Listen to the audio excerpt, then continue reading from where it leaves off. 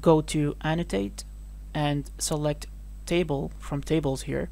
And in here, make sure that this is empty, and we're going to select 2 columns and 5 rows. Hit OK. Insert your table, and in here you can name it anything. So in my case, I'll just name it Table XYZ.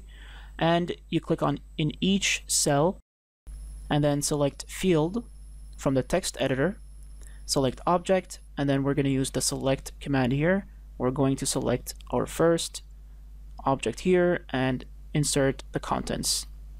Hit OK, and this will be displayed here highlighted in gray, which means it's dynamic. So if this changes, this will change.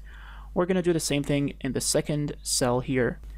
Select Field, Object, Select Object, and we're going to select this polyline right here, and we're going to display its area in decimal. Hit OK.